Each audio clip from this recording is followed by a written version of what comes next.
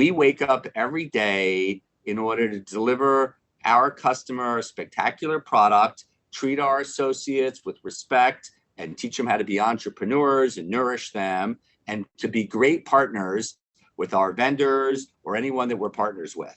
And that's what we think about every day. And that's what we have done, use Saks for an example, nonstop since 2013 when we bought Saks. That is how our sales have gone from 2.5 billion to 6.4 billion by just doing that. Prominent CEOs, leading economists, iconic investors, insights from the experts. The Walker Webcast with Willy Walker. See who's next. Good afternoon and welcome to another Walker Webcast. It's my great pleasure to have Richard Baker joining me today. Let me do a quick intro on Richard and then we'll dive into our conversation. Richard Baker, Governor, Executive Chairman, and CEO of Hudson Bay Company, is an experienced entrepreneur, business executive, and visionary in the retail and real estate industries. HBC is a holding and investment company of distinct North American retail and real estate operating businesses, including Hudson's Bay, Saks Fifth Avenue, Saks Off Fifth, and HBC Properties and Investments. Mr. Baker is also chairman of Retail Opportunity Investment Corporation, ROIC, and owner of National Realty and Development Corporation, NRDC. He's a graduate of Cornell University and has served on many boards at Cornell. Richard, it is a real pleasure to have you with me today. Let me back up for a moment here. So you grew up in Greenwich, Connecticut, and you went to Brunswick, then you went to Cornell. All that sounds like, if you will, kind of a pretty standard upbringing for a successful banker, consultant, or real estate professional who grew up in the New York suburbs. But by your own admission, you weren't your typical Brunswick boy. You set up your own catering business in high school. You pride yourself on being creative and almost artistic in how you live your professional and personal lives. Where'd that independent streak come from? And what adult supported you in that journey? Well, I guess we're all born with what we're born with. This whole concept that we can guide our kids and guide the young people that we mentor. We can, but they're all born with what they're born with. And I was never a great student, and my passion and my pleasure was, being an entrepreneur and thinking about how to make money and how to do things differently. And I kind of walked around my whole life just seeing differently than other people see. And when I look at a building or I look at a business or I spend time with someone, I kind of see things differently, I guess, than other people do. And sort of early on in my life, I thought there was maybe something wrong with me because we spend our whole our whole system is based on educating young people to be the same as everyone else. So 1 + 1 is always 2. George Washington's always the first president. Mixing red and yellow will always get you orange. And so thinking when you come out of 20 years plus of that kind of training, imagining that thinking differently than everyone else is a good thing takes a little bit of time. And it took a little bit of time for me as well. But I guess to that, all of those are facts. Like, George Washington was the first president of the United States, always will be the first president of the United States. But you seem to not disregard the facts, but take a different path. So that entrepreneurial spirit, setting up your own catering company in high school, what was it that said to you, hey, that'd be a great idea? There's some entrepreneurial spark that comes. My eldest son likes tuning cars. Where was it that you got that spark to say, hey, I either like food or I want to go make money, or there's an opportunity here that I see isn't being met? I think for me, we all need to feel good about ourselves. And I wasn't a great athlete or anything. So I wasn't, all excited to go to soccer practice. And I wasn't a great student. So that wasn't a place that my ego and I could excel. But I was good at organizing people, and I was good at getting ideas executed, and I was good at turning a dollar. And so I did what came naturally to me and what I felt good doing. And now I grew up in a real estate family. So, on weekends, my father would drive me to a shopping center that he was developing, and we'd, walk the construction job or go visit a piece of property he was going to buy, and we'd wear hard hats and whatever. And so I spent a lot of my time. Doesn't sound like that really turned you on. I mean, so that wasn't terribly attractive to you. Is that right? No, I enjoyed I always enjoyed the real estate business, and I still do. And but by the time I graduated Cornell, I was 10 years older than my peers in understanding the real estate business. You've interviewed many people in the real estate business. It's very much a tribal, traditional kind of business where the lessons of the past are handed down from one generation to the next.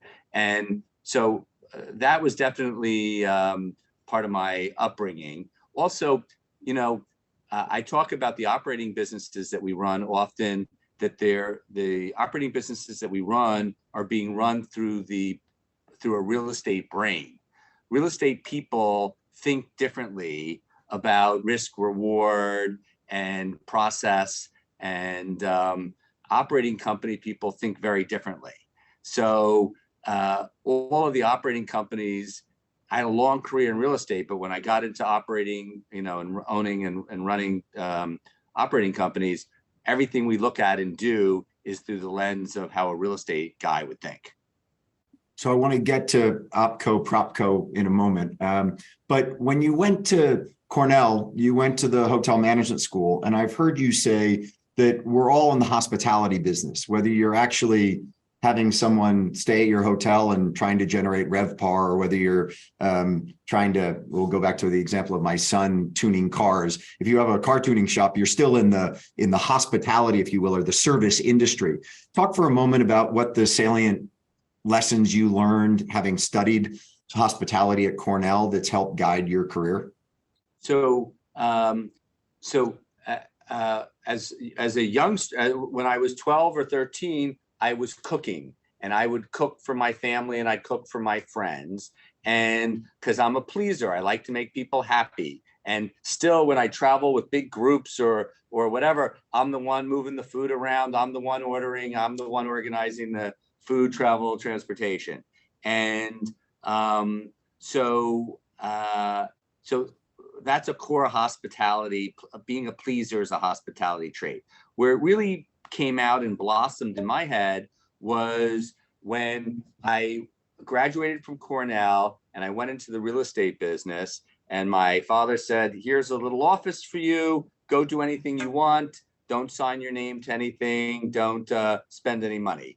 I went, and back in those days, and still today, New York City or city real estate developers, they're very tough and difficult because they don't do generally speaking, they don't do repeat customer business. They have this one corner and this one drugstore only wants to be on that corner, and they'll probably never do another deal with that one drugstore again. Certainly back 30 years ago, when there wasn't chains of everything, everybody was, 3 of these and 10 of those. And so real estate people were really difficult and the absolute epitome of not hospitality. Very difficult people, still are some of the big names that in New York and places like that. When I graduated from the hotel school, we had some broken down shopping centers that their tenancy, the anchors had expired and what have you. And I went to this nice company that had no stores east of the Mississippi called Walmart. And they were just starting to expand east. And I was 21 years old, very service. How can I help you? How can I take care of you? And I went back to my father and my uncles and said, I have this deal for a Walmart. Here's their lease, and let's do it. And my uncles and my father were like, oh, forget their lease. Let's use our lease. And we're never going to give them that clause and tell them no. And this is the way we do. I go back to my uncles and my father. I'm like, who cares? The shopping center is empty. You have it on your books for nothing. It paid back the mortgage. It's just, what do you care? Let me play with these guys and see if I can make a Walmart deal, and we'll do it all their way for once. They said, you're right. Who cares? Do whatever you want. So went back, signed their 7-page lease for 120,000 square foot building. And I developed this relationship with Walmart where crazy, but we were like nice to them. And we made sure that the paint was right and not just your spec, but it was done right. And we created a relationship. And I ended up having a relationship with Sam and his son, Rob. And we built 40 Walmart shopping centers, all of which we still own today.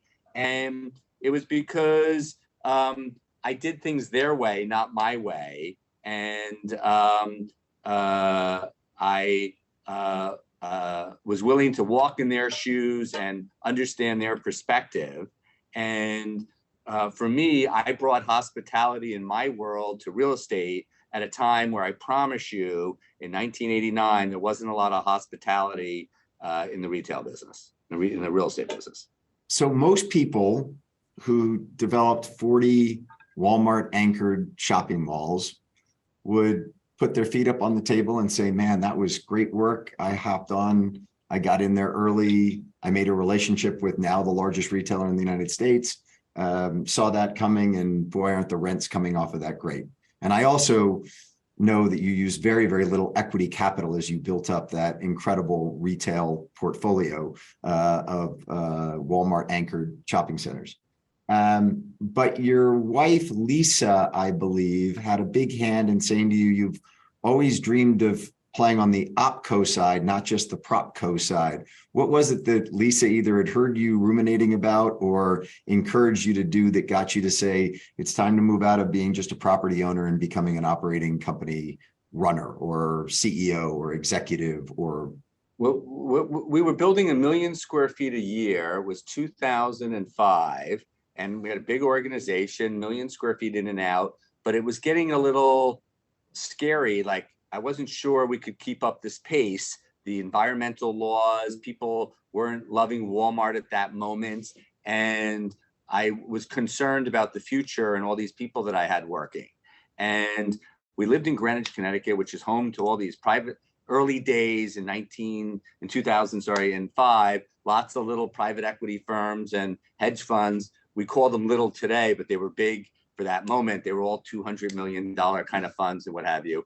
And a lot of them were our friends, and we'd go out to dinner, friends of our kids and whatever. And in the car on the way home, my wife would always say, you're as smart as Harry. Why does he have a $200 million private equity firm and you're building strip shopping centers? So, you know, every successful person needs a partner that kicks him in the tush every now and then. So I had a deal I was working on, which was I wanted to buy Toys R Us. And so I had a team, we were working on it. And I went to my father and I said,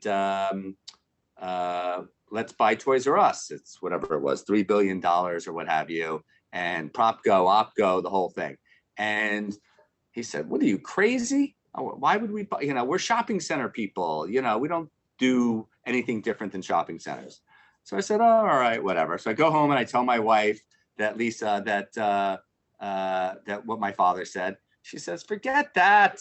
Go to one of our friends and buy Toys R Us with a partner. And you don't need to do it with your father if it doesn't interest him. So I go back the next day and I say to my father, you know what? No worries about the Toys R Us thing. I'm going to partner with one of my friends. And that's, you know, my father didn't like that idea at all. He's like, well, why don't you go talk to our friends Bill Mack and Lee Neibart, who have a company at that time called Apollo Real Estate, which was partners with the regular Apollo.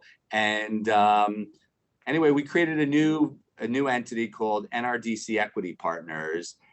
We got outbid for Toys R Us, and the very smart and talented Bain and Vornado and others bought it, and we went on to, of course, buy Lord and Taylor. But that's how it really kind of got going. So talk about the Lord & Taylor acquisition, because you bought it for $1.2 billion. Interestingly, the three banks that financed it for you, not one of them is still in business. I guess you could potentially say that CIT became reorganized. And so there, but I mean, you got a 90, what was it? I haven't done the math on it. 99.9%. No, not quite that. 97% loan to cost loan. Came up with $25 million of equity capital to go buy Lord & Taylor in 2006. Obviously, hindsight's 2020 vision, Richard, in the sense that 2006 was sort of the heyday for lending. So you couldn't have, do that earlier or do that later. You couldn't have actually bought it. So there was something really opportune about accessing the debt markets at that point. But given that we had the GFC coming right around the corner, once you had it, did you all of a sudden 2 or 3 years later say, what did we do in 2006 as far as buying Lord & Taylor? So a couple of comments. One, you got to be in the game. So people who make deals and people who accomplish great things, they're constantly trying, they're constantly working on things, and they're constantly not being successful. Couldn't get that deal done, we tried. Couldn't get that deal done, we tried. Or maybe small failure. But every now and then they get it right and they have a big win. And no one is smart enough to understand that this is the beginning of and the end of and this cycle and that cycle. But if you're always hanging out by the hoop and playing the game, then you'll make your share of baskets. And so we just got lucky. First of all, my family's philosophy was we're in the infinite return business. And we're not investors, we're value creators, we're developers. So we create value with intellectual leverage, not with liquidity, not with using our money. And when we bought Lord & Taylor, we basically got a purchase agreement subject to the due diligence, which was basically a free option. No different than when we buy a piece of land for a shopping center. And we got the financing done because, of course, as you said, it was 2006. And we made the very difficult decision, Bill Mack, Lee Nybart, my father and I, to write a check for $25 million. That was a lot of money for us and then and what have you to buy that business. So, and of course, we had a very nice run with that business, and then the financial crisis hit, and we kept maneuvering. So we pivot and we maneuver, and in that case, we made some modifications to our debts. We rethought about how to operate the business, and we worked our way through that period of time. And then we bought the Hudson's Bay Company and merged that together, and so we are sort of quick pace, real time operators that take advantage of good situations and are able to, as capably as possible, maneuver through difficult periods.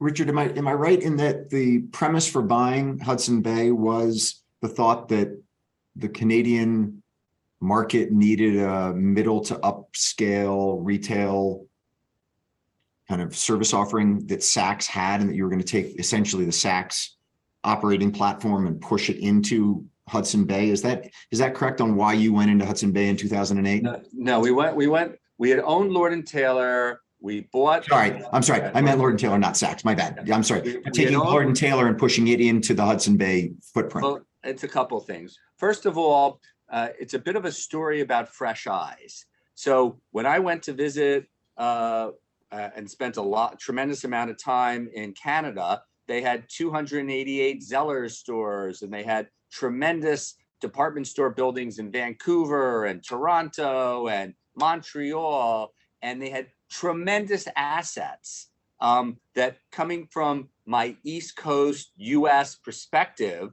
remember in the East Coast, we saw all of our real estate in the East Coast go from the days of Nichols, Neisner, Zayres, Ames, Caldor, Bradley's, Pathmark, A&P, and they transitioned into Walmart, Target, Lowe's, Home Depot. So they went from no credit to credit.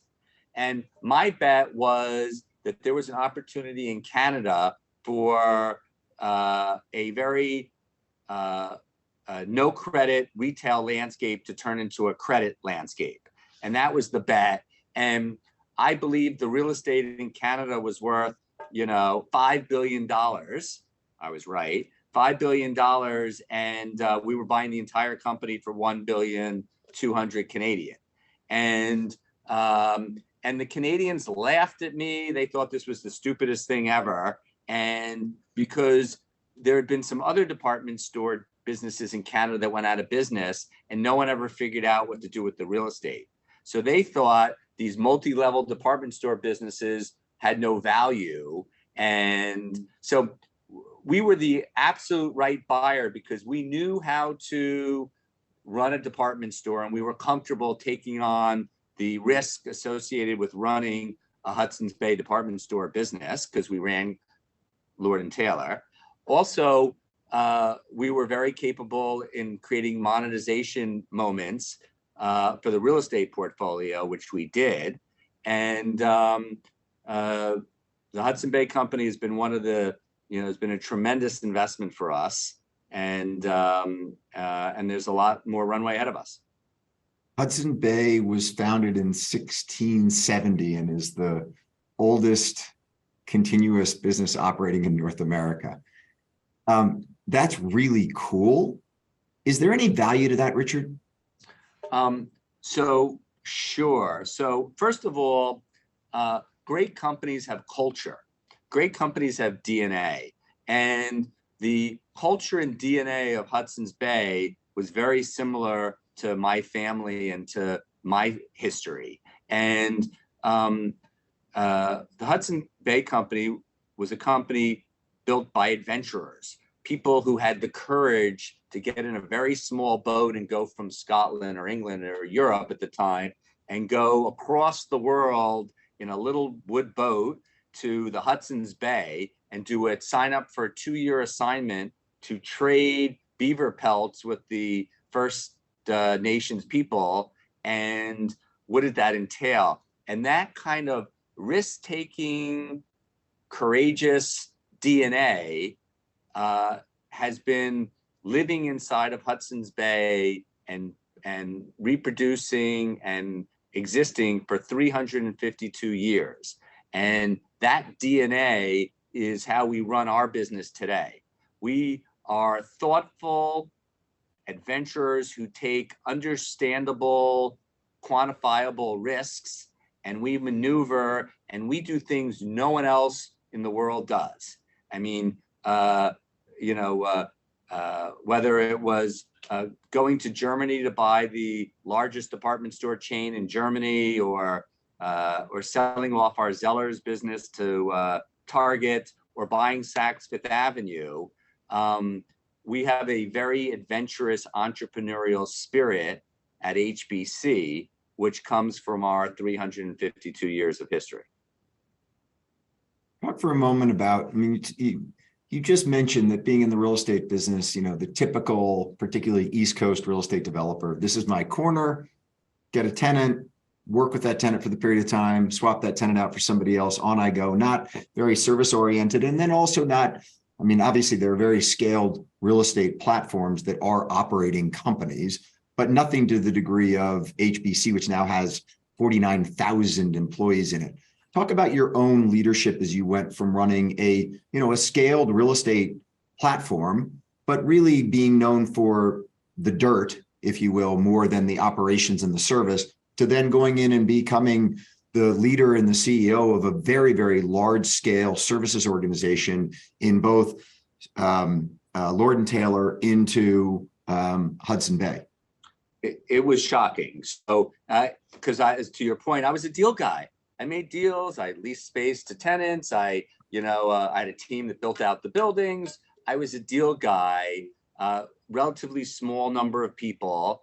And I quickly figured out that the only way I mean, when we bought Lord & Taylor, it had 10,000 employees. How do you communicate? How do you drive a culture with 10,000 people? And I quickly, all of us who, are students of business and what have you, we read all the books and we hear about leadership and culture and, whatever, they're kind of words, but it's real. So when you wake up one day in that chair, the only way to function is to create a culture at your company, or to nourish an existing culture, or to replace a bad culture. We've done it all because we've bought and assimilated a lot of companies. And the only way to be a successful large organization is to have a culture where people understand the big plan. And we see often bad things that happen in bad culture companies. And it's not surprising. I can tell the culture of a company. I can call the CEO of any company and tell you in 10 minutes before I even meet or talk to the CEO what the culture of the company is. If his assistant is nasty or short or acts a particular way, that's the way the boss is. And if that's the way the boss is, it's all the way down the organization. And if you call the assistant and she's doesn't know who you are, but treats you very nicely and is courteous and hospitable, then the DNA of that company. And it's all about culture and being a leader to drive the culture. And there's no other way of doing it. It's impossible to run these big businesses without having the right philosophy and the right culture. On the leadership role at HBC, you have the title governor. I thought you, at least in the States, you sort of have to run a state to get that title. What's the governor title? I'm assuming it's a Canadian title. It's like CEO or board member, chairman. I've never seen the governor title before. It's very unusual. So in Canada, King Charles II in 1670 signed a charter giving all the lands that drain into the Hudson's Bay to the Hudson's Bay Company, which its first governor and owner was Rupert, the cousin of King Charles II. And any company in Canada that was started by charter from the King of England, the leader of that company is known as the governor. And there's only two of us left. There's only two companies left, and I am the 39th governor of the Hudson's Bay Company, and that's a Canadian thing, if you will. That is super cool. I mean, that does play to the sort of, there's something to the history and sort of the value of the history. That's really fascinating. So 2013, Richard, you go and you buy Saks. You bought it for it had 2.5 billion in sales at the time. Talk for a moment about the Saks acquisition, having bought Lord & Taylor and then Hudson's Bay and bringing it all together and seeing what was working or not working in those first two platforms and what made you go to Saks. Yep. So we had become very energized at that point at basically the prop-go-op-go concept. And when we underwrote and analyzed the value of Saks, to us, they had a portfolio of real estate that was worth a lot more, materially more than we were able to purchase it. So at that point, we were already pulling these companies apart and having operating companies and brick and mortar companies. So for us, Saks was a great brand. It was the number 2 luxury franchise in the United States. There was Neiman's and Bergdorf's. There was Saks, and there was Barney's. And on the month in 2013 that we bought it, our sales were $2.5 billion, the platform we bought, and Neiman Marcus was $6 billion at that moment. Had TPG bought Neiman Marcus by then? TPG had sold Neiman Marcus to CPP and Ares. Okay. And over the next 7 or 8 years, the two companies did their thing, and by 2020 or whatever it was during the pandemic, Neiman Marcus sold for $6 billion. The entire capital structure in Neiman Marcus was wiped out, and they went bankrupt, and $6 billion was lost during the pandemic. They then reorganized, and in a year like this, they'll end up the year, that whole franchise, at something like $4.8 billion of sales, down from their original $6 billion. Saks, which we bought and had a $2.5 billion franchise, the end of this year, we'll have a $6.4 billion business. So we went from 2.5 to 6.4, and Neiman's went from 6 to 4.6 or 4.7, whatever it'll be. So we're very proud. And of course, Barney's is gone. Right. And so we're very proud of the success and the growth that we accomplished at Saks. And then, of course, not only did we split it to a PropCo-OpCo, but then in the beginning in March of 2021, we split the digital business out from the brick and mortar operating business. So now we have a PropCo, OpCo, DigCo, and now we have 3 separate businesses. You were thinking about taking that digital platform on Saks public this past spring. I'm assuming because of what the markets have done, you held back on doing that. But splitting them up and taking one to be public and holding on to the actual, if you will, old school bricks and mortar retail, what was the thinking behind that? Just valuation, or there was something you could do in a public format with the digital platform that you can't do in a private format? I would say it differently. So when I had the real estate, the operating company, and the digital businesses all locked up in one entity, the world expects you to make EBITDA dollars, and you get a multiple based on EBITDA dollars.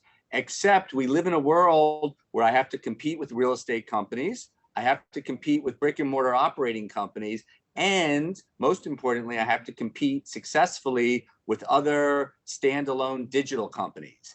And I wasn't able to properly finance and fund the 3 separate businesses, having them all be one. So by splitting them up into 3 separate companies, I was able to properly invest in the digital business the way, a competitor that was digitally only could invest. And in the brick and mortar operating company, I could better show the EBITDA and better invest in that business. And of course, the real estate is a different way of evaluating and understanding the value there. So my goal is always to run best-in-class businesses. And what we're learning is splitting apart these businesses into 3 separate companies, which of course we did again with SaksOffFifth.com, Saks Off Fifth operating business and their real estate. And again, we did it in Canada, where we have 3 separate entities in Canada. So let me try and pull this apart a little bit, Richard, if I can, only because I'm fascinated about what you're doing as it relates to, if you will, point of sale, digital versus bricks and mortar. And I want to, before I put the example I want to dive into at this moment on the table, because we'll get to this in a moment, but your Streetworks development group, which built, for instance, Bethesda Row, that many people who've been to Bethesda, Maryland know is just an incredibly, back when you built it, a very new concept as it relates to retail. And so I want to hold that out there for a moment as I ask you this. If I go to Chevy Chase, Maryland, there's a Neiman Marcus right at the DC Maryland line, and there's a Saks Fifth Avenue down the street a little bit on the right-hand side. And both big box, I think the Neiman Marcus is now closed. And my question to you would be, in that format, here's Chevy Chase, Maryland, an incredibly affluent, high-end neighborhood suburb of Washington, DC, which was the retail center of suburban Maryland. And you've got these 2 big boxes there of Neiman's and Saks. Can you make those work in today's retail world, or do you have to go and transition to both what you did at Bethesda Row and then we'll go to what you're doing with Saks out in Beverly Hills? But I just want to stick with Chevy Chase for a moment, because I look at those two buildings and just wonder whether that format is a thing of the past or whether you can actually revitalize them and make money out of them. Okay, so every day I'm asked, what do you think of the discount world, or the grocery world, or the mid-tier retail, or department stores, or specialty stores, vertical, online only, brick and mortar. There are winners and there are losers. So every single category any of us can imagine, there are certain people who do a better job than other people, and there's people that are going to do great and go a long way. And there are people who are just not going to be successful. So we don't believe any of that conversation that there's no brick and mortar going forward and that people don't like department stores or mid-tier or high-end. That's I can give you an example in every single category of expertly operated and very profitable businesses in every category. We wake up every day in order to deliver our customer a spectacular product, treat our associates with respect, and teach them how to be entrepreneurs and nourish them, and to be great partners with our vendors or anyone that we're partners with. And that's what we think about every day. And that's what we have done, use Saks for an example, nonstop since 2013 when we bought Saks. That is how our sales have gone from 2.5 billion to 6.4 billion by just doing that. Consistent management team. We haven't changed and flipped and flopped. Consistent business plan, and that's our recipe, and that's our philosophy. And I'm very bullish on all the different things that we're working. And sometimes, businesses don't work in our portfolio anymore. We sold off Lord & Taylor prior to the pandemic, the operating business, and we sold off Zellers to Target in Canada. And we'll edit the garden, but we make long-term commitments to the businesses we own. Also, we're not a private equity firm. We're not fixing and selling and duct taping or whatever. We're not a public company. We're just long-term entrepreneurs and owners that want to deliver a great product to our customers and do the right thing every day. And I think we show that is a roadmap for success. So on that, just to push on that a little bit, Lord & Taylor, you sold their flagship store in New York to WeWork at an incredible valuation, and hats off to you for doing so. And yet the Saks store that you have on Fifth Avenue, I was just there this past week, what you've done to keep that store relevant is unbelievable, including having Elton John come and play a concert. And there are more people today, Richard, looking at your store every night than are looking at the tree in Rockefeller Center. They literally look across the street for the show that happens on your store rather than looking down at the tree. And it's really quite something. I mean, you've created a real, just an event that happens every single night there on Fifth Avenue. And by the way, I don't know how you got the city of New York to shut down Fifth Avenue on Sundays, but you've turned it into a walking mall, which is really quite something. But so talk for a moment there, though. I mean, you clearly in Saks have a great brand that's got a lot of vibrancy to it. In Lord & Taylor, you made the decision that the real estate was worth more than the operating company. You sold the real estate for a whole lot, and then you turned around and sold the operating company of Lord & Taylor for a smaller sum, but you still sold it off. Why was one working and the other one not? Because again, we live in a world where there's winners and losers, and the economic model around a Saks Fifth Avenue business, whether it's digital, brick and mortar, or the real estate portfolio, it's a big winner and lots of opportunity and growth and market share ahead of it. Lord & Taylor, stuck between Macy's and Nordstrom and all the issues that they had, was not a long-term hold for us.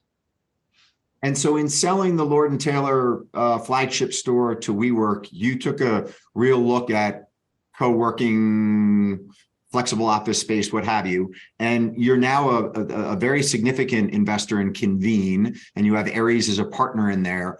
What makes you feel, if you will, that there's a real opportunity for that shared workspace model today that didn't quite work out for WeWork? Okay, first of all, Convene is 90% meeting space business. So it's only like 10% shared workspace, which is totally different. So what's happening is we've spent a lot of time thinking about and developing our premise for the future of work, starting before the pandemic.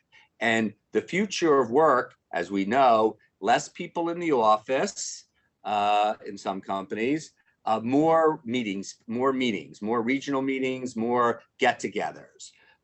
So we're bullish, and we invested in a big way in Convene in order to take advantage of the opportunity for companies who want to do offsite meetings. So we think there's a lot of growth ahead of us to Convene at regional and suburban and major market meeting opportunities. Fascinating. And so as you think about that, as it relates to Convene and bringing people together on the office side, you're also taking your second flagship store at Saks out in Beverly Hills, and you're converting it from being one flagship store to actually being more of, back to that, what we were talking about previously of what you did in Bethesda Row, of sort of having more of a walking area. And I actually, Richard, was really happy and surprised that the architect of my home in Sun Valley, Idaho, Marmol Ratzinger, is actually working with you on that design and development of what you're going to do there. Talk for a moment about what you're doing there to transition from a traditional retail setting to, if you will, a more forward-looking retail setting that is mixed use. Yeah, so what we did was we're moving, the men's store is in one building, the women's store is next door. We're moving the women's store into the former Barney's space, which is under construction. It'll be opened later in 2023, and it'll be a beautiful women's store and a beautiful men's store. That left 2 parking lots and the old department store. And we have a beautiful plan to invest tremendous sum of money in a project that's going to have private, it's going to have overnight rooms, it's going to have a club, private or public, I don't know. It's going to have all kinds of market, it's going to have luxury maker entrepreneurial space and restaurants and food and beverage and food outlets, all kinds of different things. And we're working with the community and to design something that they like. And it's going to be great for the Saks brand. It's going to be great for the community. And we're very excited about it. It's innovative and exciting, something that's been a hallmark of your career. 2 final things. First one is mental health. I know you and your wife, Lisa, are very focused on it, but it's also not just a personal interest, but it's something that you've put inside of Hudson Bay. You have a chief mental health officer, which, to be honest with you, I don't know that I know of another company that has a chief mental health officer. Talk for a moment about that, because it seems to be a part of, lots of people talk about wellness. They talk about, going to a yoga class, smoking cessation, taking care of yourself physically, but the mental health side is such an important component, particularly post-pandemic and the challenges that many, many employees are dealing with, getting either back to the office, being online, being able to be an engaged member of their work community. How helpful has it been to have a chief mental health officer and have had as such a sort of defining characteristic of the Hudson Bay companies that you really focus on that part of it? Well, so, okay, about, I don't know what it was now, 6 or 7 years ago. And for a period before that, we have all these companies, we have all these associates, we have a lot of leverage in the community. And we were thinking, our team here at HBC, my wife, Lisa, and I, we all were thinking and planning, how could we have the biggest impact on our community, our associates, our customers, the people in the communities that we spend a lot of time in? What could we do to be helpful and make a significant contribution? And what we came up with was mental health. And how do we make people more aware of not only the problems of mental health, but what the solutions are? And at that time, it was not a thing that people talked about. And we've spent, and other people have spent, a lot of time and energy educating the world about what to do when someone in your family suffers from depression or anxiety or has an addiction.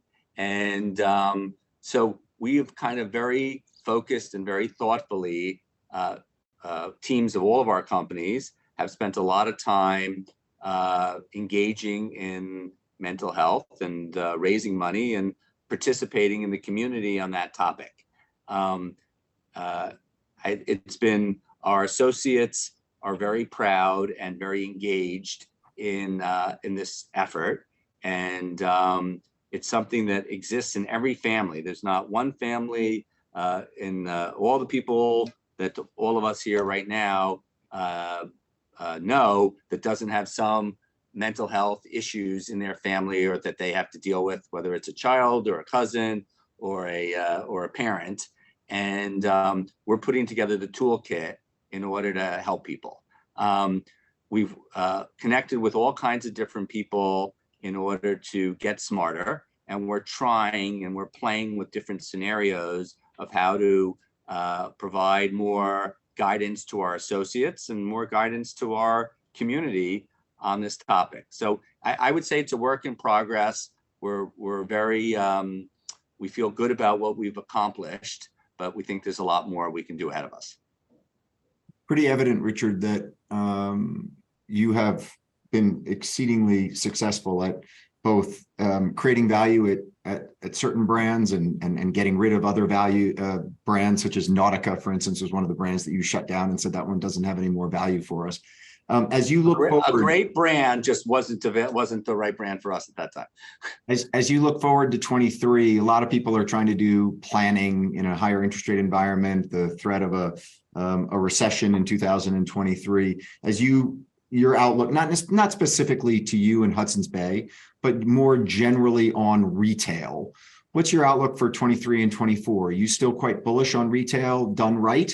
And if so, any kind of guidance as it relates to the areas where you see some opportunity without giving us your playbook, which I'm assuming you don't really want to give away on this webcast. Yeah. So look, consumer demand. So this is December 2022. Consumer demand continues to hold up, and especially for our luxury businesses.